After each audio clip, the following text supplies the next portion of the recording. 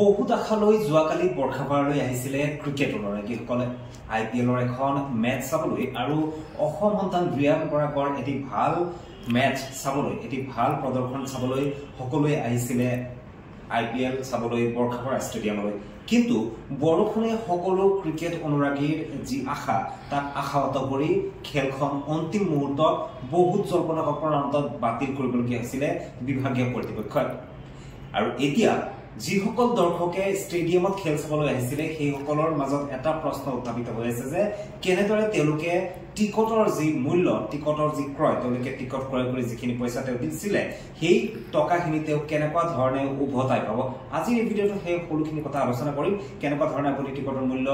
ঘূৰাই পাব বা কেতিয়া ঘূৰাই পাব সেই সন্দৰ্ভত আপোনালোকক খবৰ জনাব বিচাৰিম গতিকে প্ৰথমবাৰৰ কাৰণে যদি আমাৰ চেনেলত ভিডিঅ' চাই আছে চেনেলটো ছাবস্ক্ৰাইব কৰিব ভিডিঅ'টো এটা শ্বেয়াৰ কৰি দিব বুলি আশা কৰিছো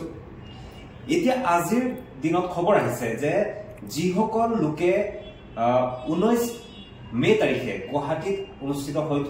হ'বলগীয়া যিখন IPLৰ মেচ আছিল ৰাজস্থান ৰয়েলছ আৰু কলকাতা নাইট ৰাইডাৰ্ছৰ মাজত এই খেলখন বৰষুণৰ কাৰণে বাতিল হ'ল কিন্তু দেখা গৈছিল যে বহুত দীঘলীয়া সময়লৈকে কাৰণ সন্ধিয়া 7:30 খেলখন অনুষ্ঠিত হোৱাৰ কথা আছিল কিন্তু বৰষুণৰ ফলত খেলখন পিছুৱাই গৈ থাকিল কিন্তু শেষলৈকে আসলতে খেলখন অনুষ্ঠিত কৰিবৰ কাৰণে তেওঁলোকে চেষ্টা কৰিছিল কিন্তু বৰষুণ বহুত বেছি হোৱাৰ কাৰণে অন্তিম পৰ্যায়ত খেলখন বাতিল কৰিবলগীয়া হৈ গ'ল এতিয়া যিসকল দৰ্শকে অনলাইনত টিকট ক্ৰয় কৰিছিল অৰ্থাৎ বুক মাই শ্ব এপৰ জৰিয়তে যিসকলে টিকট ক্ৰয় কৰিছিল অনলাইনত তেওঁলোকে চিন্তা কৰিব নালাগে তেওঁলোকৰ কাৰণে ভাল খবৰ এইটোৱে যে তেওঁলোকে যি একাউণ্টৰ পৰা অৰ্থাৎ যি বুক মাই শ্ব একাউণ্টৰ পৰা তেওঁলোকে টিকট ক্ৰয় কৰিছিল আৰু যি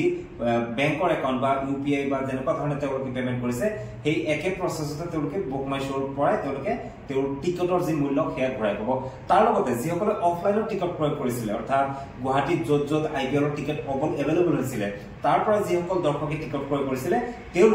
তেওঁলোকৰ হাতত থকা যি টিকট আছিল অৰ্থাৎ অফলাইনত যিসকলে টিকট ক্ৰয় কৰিছিলে তেওঁলোকৰ হাতত নিশ্চয় টিকট আছে গতিকে সেই টিকট লৈ আহি পেলাই আপোনালোকে ইয়াতে কাউণ্টাৰ দিব সেয়া হয়তো বৰ্ষাপাৰা ষ্টেডিয়ামতো দিব পাৰে বা য'ৰ পৰা আপোনালোকে টিকট ক্ৰয় কৰিছিলে সেই কাউণ্টাৰত আপোনালোকে টিকট জমা দিলে আপোনালোকৰ পইচা ঘূৰাই দিয়া হ'ব কিন্তু এইখিনিতে বেয়া খবৰ হ'ল যিসকলে আচলতে